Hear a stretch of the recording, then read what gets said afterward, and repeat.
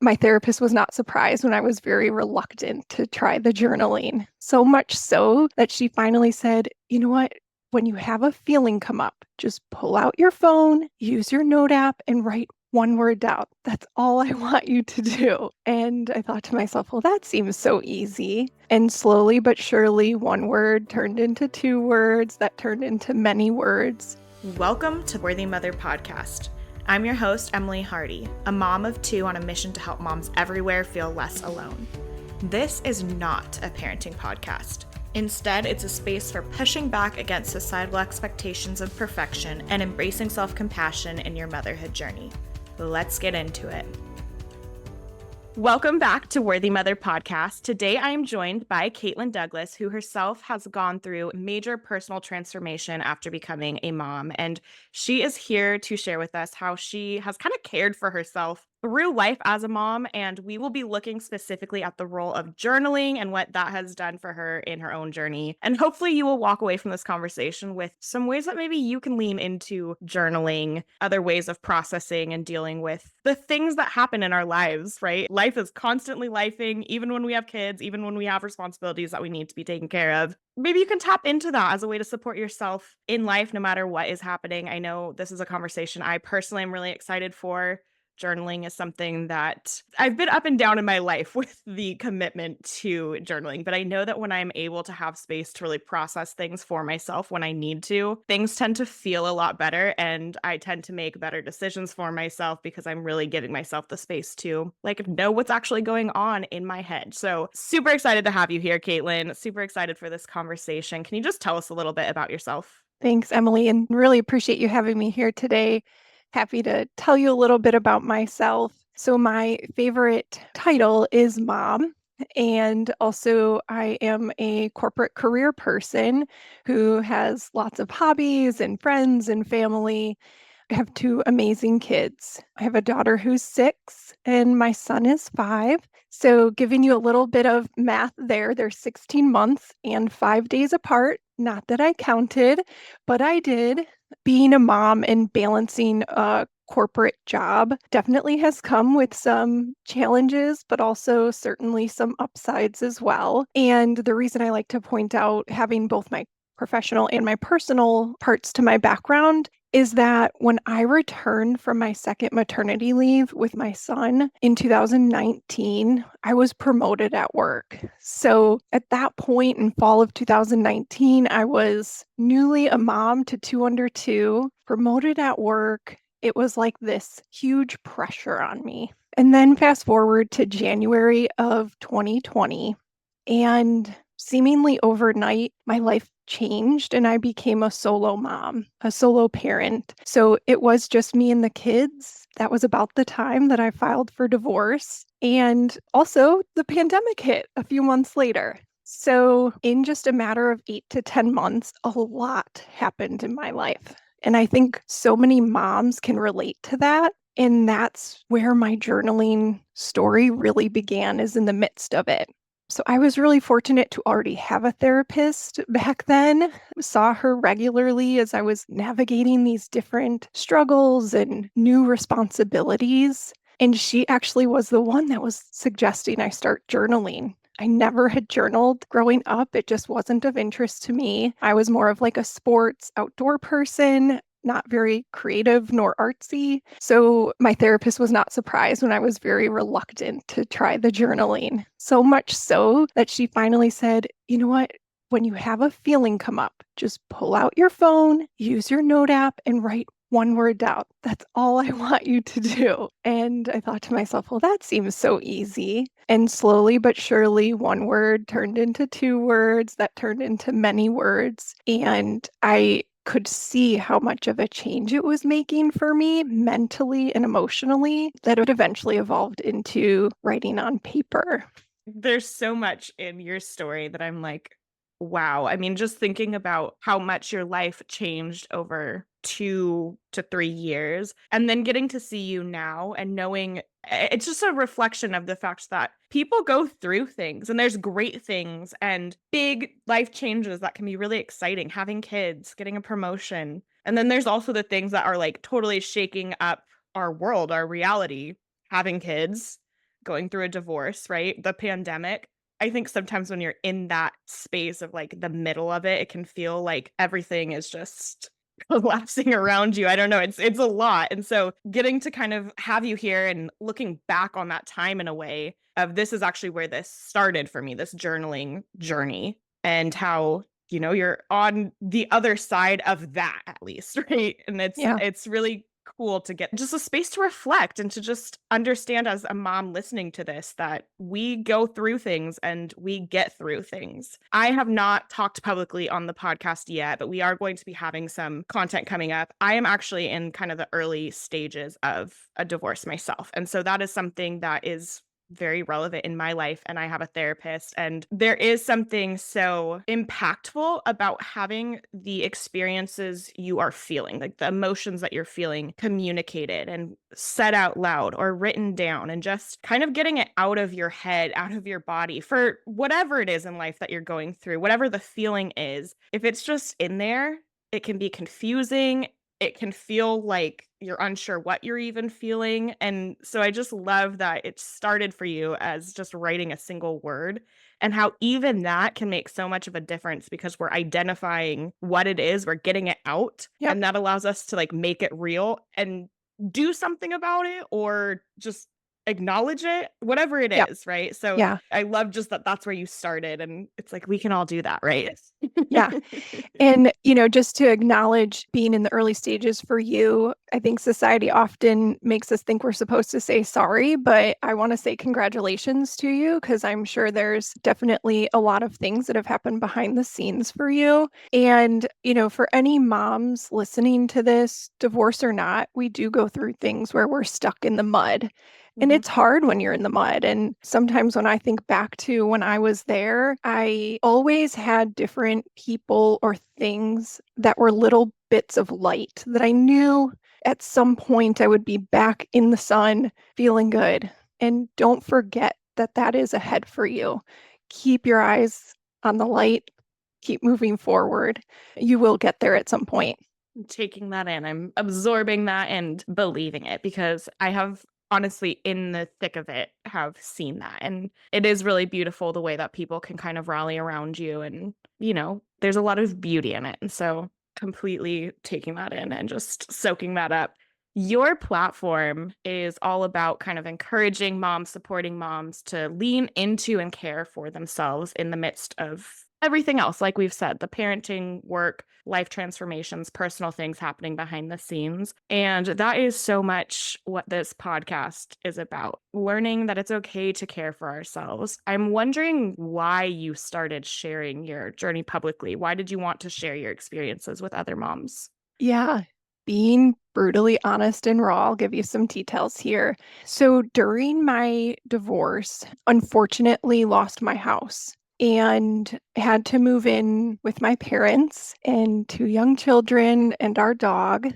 Nothing more humbling than having to, make the way back into your parents' place. So the kids and I shared a bedroom, a bathroom, and a closet. Mind you, it was a nice space for us. And I love my parents. I love my family. However, I needed to be able to do something once the kids were in bed that was for me. And I didn't really have a space in the house that was for me. So the closet became my space. And I needed a creative outlet and also felt really drawn to help other moms. I felt like every time I opened up social media, there were some really great people and places to look to, but I didn't feel like I saw anyone that was going through what I was going through while also finding different outlets to work through it. So I felt it could be helpful to other people to share their experiences. Also, as I was just talking with the community around me, no one was really talking about journaling, and it was so impactful to me. And I was hesitant to do it in the beginning that I felt like, well, if I can share a little bit of my experience, maybe it will help someone else. And so began my endeavors on social media. I love that. It's like filling the space in what would have been helpful for you to see Yeah. and saying, you know what, I can be that person. I can show up and share what I'm going through because I'm going through it.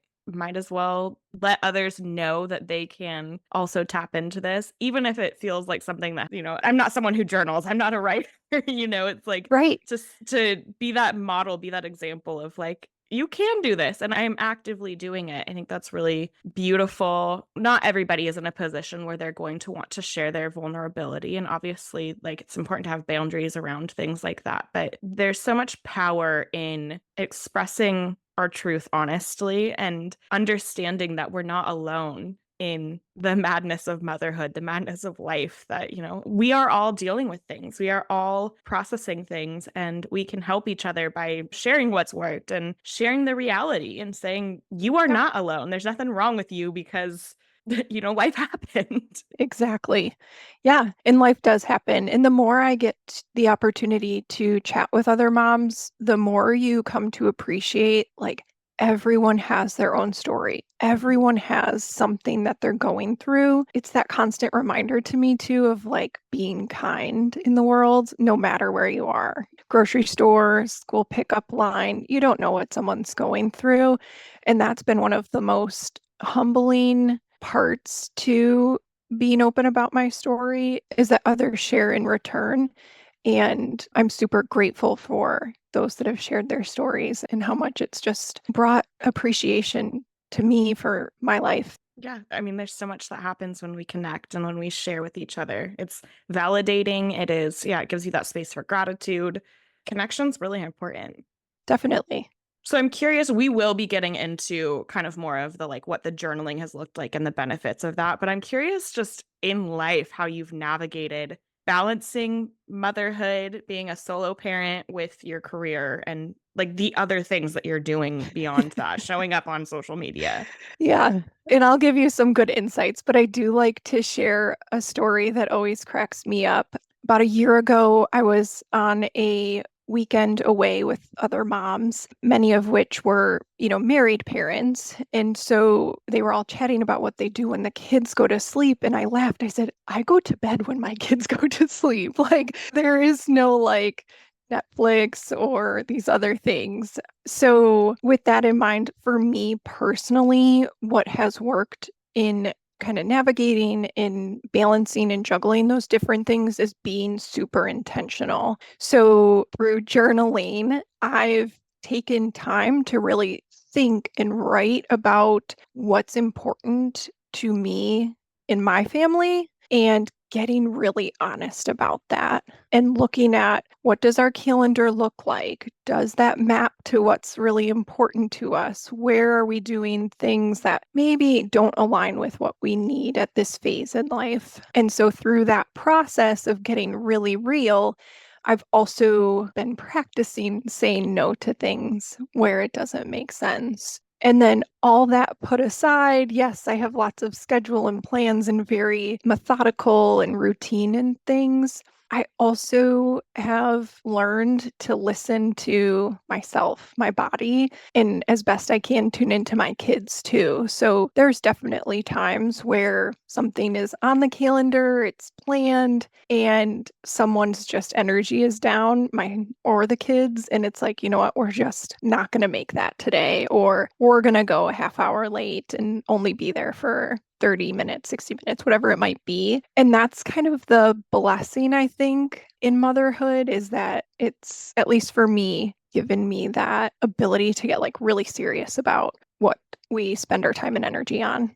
Yeah, it's like almost you are forced to get clear on that, or there's the opportunity to anyway, of Yeah. what actually matters. There's so much we could put on the calendar. There's so much we could constantly be doing, and that's not really sustainable. So let's actually look at what we want to be doing, what feels good for the whole family, and try as best we can to make decisions that are aligned with what we value and what we need in that moment. Because Yeah. we could fill our calendars every single day with lots of things. Easily. There's Yes. plenty out there.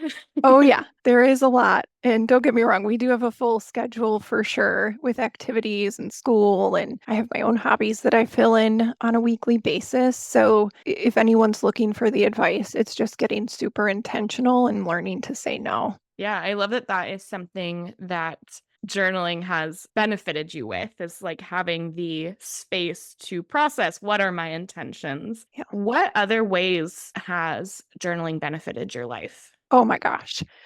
I mean, almost every aspect. But for me, just overall, my mental clarity and my emotional processing. So, going back to the divorce piece, many who've gone through that process can appreciate like you touch every emotion on the spectrum. There's grief, that loss of the life you had or the future life you thought you had. There's this like happiness and excitement of like, the unthinkable of what your life could look like now that you have a different path you're going down and everything in between. And so taking time to write it down, sit with it, see it, it really has helped me.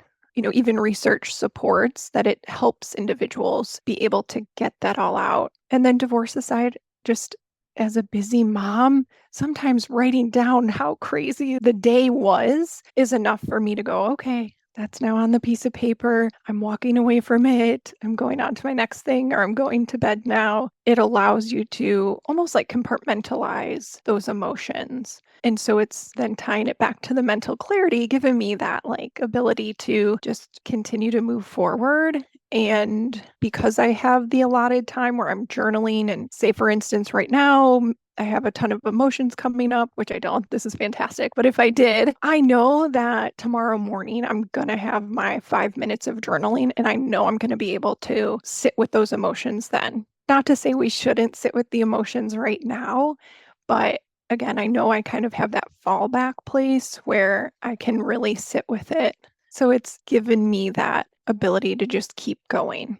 Yeah, when we talk about things like the mental load and the emotional labor we do as moms and as people, but as moms, there's like a lot of stuff we're carrying, whether it's figuring out where the kids need to be, processing our own emotions through all of the things. There is so much that we can just hold right in our heads. And Mm-hmm. there's so many negative consequences of just holding it all, right? Like the Right. lack of mental clarity, maybe not processing things, maybe not even realizing what the things are that you need to process, forgetting things. Like there's just a lot, right?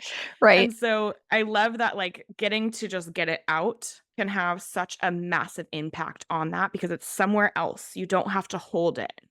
Right. And then having that time dedicated to doing that can also then give you the like, okay, I might not actually be able to process this right in this moment. Right. Ideally, I could, but that's not always reality, Right. right? We have jobs to do, we have kids to feed. And so Yep. knowing, okay, I'm going to give myself that time, it's going to be okay. I will have time to get this out. That's really powerful. And it comes back to intention, right? Like if you're Yep. not being intentional about giving yourself the time and space to do that, there's so many other things that can fill that time. Yeah. You just keep going with the holding it all in and it doesn't benefit anyone.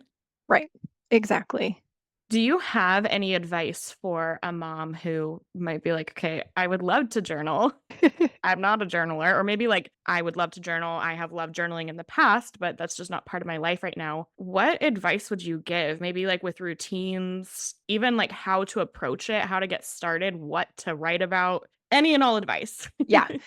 Well, first and foremost, I think one thing that's so important for everyone to know is your journaling is for you. So do what works for you. Don't feel the need to do it exactly like this just because someone told you to. Even for me, my journaling practice has evolved and grown so much over the years. I mean, I went from notes in my phone, one word, to like if time really allowed, I could probably write like 10 pages a day, which I don't, by the way. For anyone who's wanting to get into it, be gentle on yourself and find a very small sliver of time, 2 to 5 minutes a day. So if you have really young ones, infants, toddlers, like pick a nap time, set the timer on your phone for 3 minutes, pick up your pen, piece of paper. It doesn't need to be a fancy, beautiful journal, although that's awesome too. And just start writing whatever is coming to you. Start with one word like I did if you want, and let that timer go off and try again tomorrow with the next nap day. If your kids are a little bit older, my kids are school age now, so the car seems to be like the most frequented place for me. So I've got a pen and paper in the car. I also will use my notes app on my phone and find that sliver of time where you can fit it in. Making a routine of it is probably what I've seen be most helpful for people just to start getting in a groove. And then over time, there's ways that you can add bells and whistles to make it feel a little more exciting for yourself. So, for example, getting a nice fancy pen or a journal where the cover really inspires you, creating a space in your home that's kind of meant just for you. In my house, I actually have a little swivel chair and a little side table and a lamp, and that's where I go to for my morning journal sessions when I am doing them. It sits at a window, so I've got my cup of coffee, which I love. It's like a whole vibe for me. I'm only spending 5 minutes doing it, but it's 5 minutes where I feel like I'm in my own little space, usually before my kids are up. And also, if your kids are a part of it, that's great too. I had seasons, in fact, when the kids and I lived with my parents, where I was journaling on the floor. At the time, I think they were 3 and 4, and I mean, like literally climbing on top of me. And Mhm. I was like writing on my son's back at one point, not on his back, but the journal was on his back as I was writing.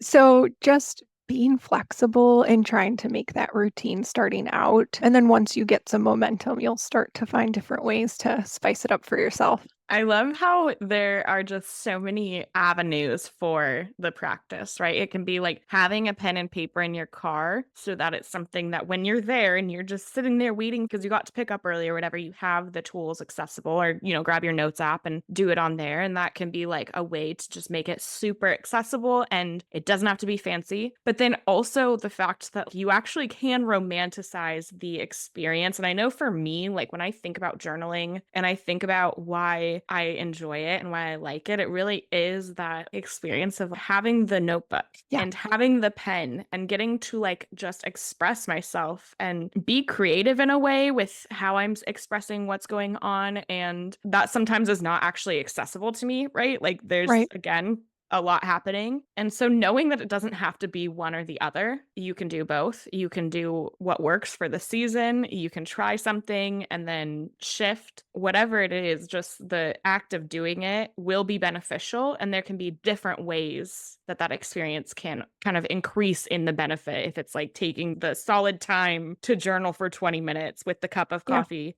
that's going to have different impacts beyond just the I'm getting it out on paper. So I think it's a good reminder and something. It's like there's something in there you can take. Everybody listening.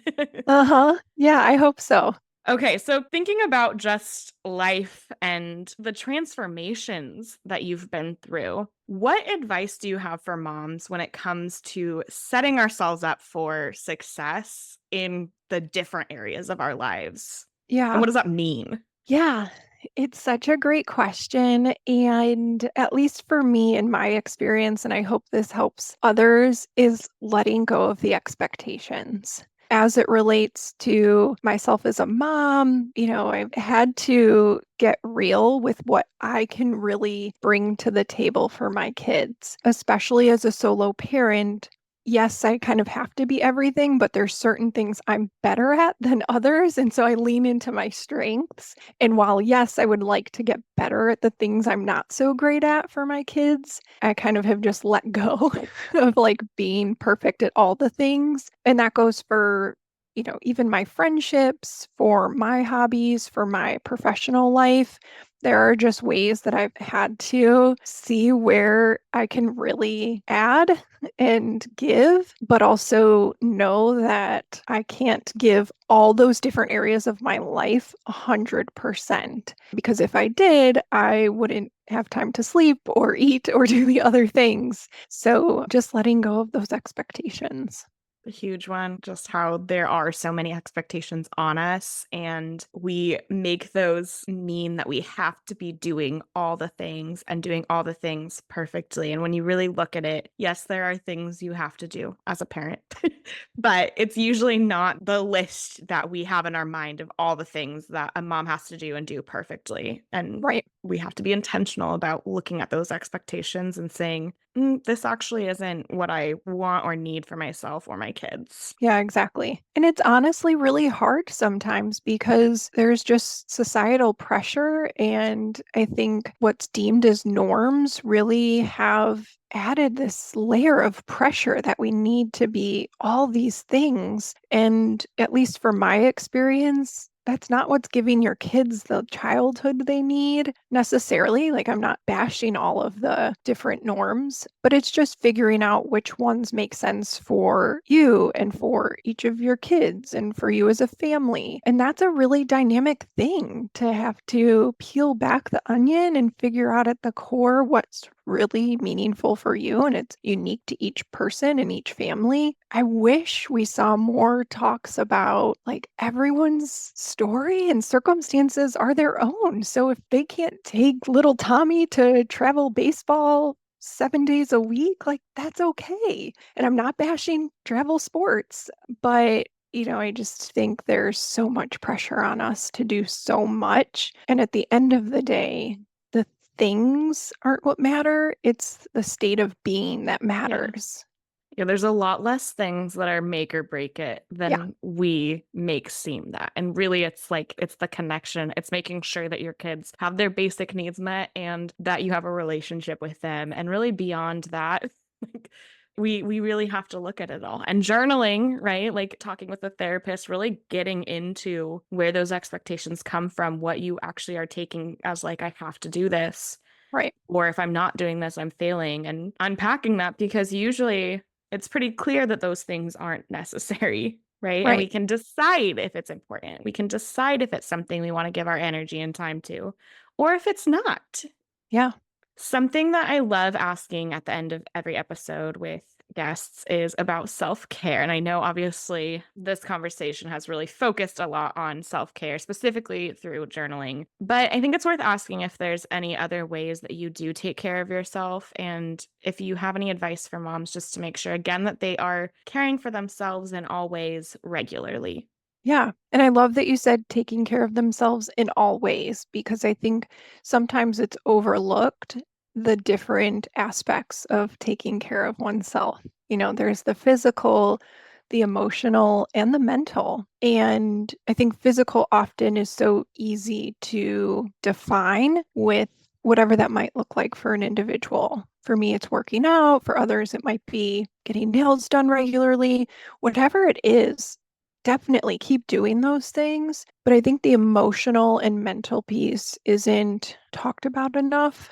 So when I think of emotional self-care, I think of like the community around you. So for me, I'm a part of a book club with women where we meet once a month away from the kids. It's only like a 2 or 3 hour commitment per month, which is super manageable. And then reading in between from the luxury of my couch. And then also, I'm on a running team. So, like, that's another community that I have where we all have a goal. We have meetups where we do get together. And so, it's yet another place of community. So, I highly encourage finding ways that you can have community around you. There's lots of mom groups. When my kids were younger, I had a mom group just online because I didn't have the ability to have a sitter as much as I would have liked as, a solo parent. So anyways, all that to say, find community, find ways where like you feel a part of something. And then the mental piece, journaling obviously has been a big one for me, therapy as well. But there's lots of other ways that you can really tune into that. What I hope other moms can take from this is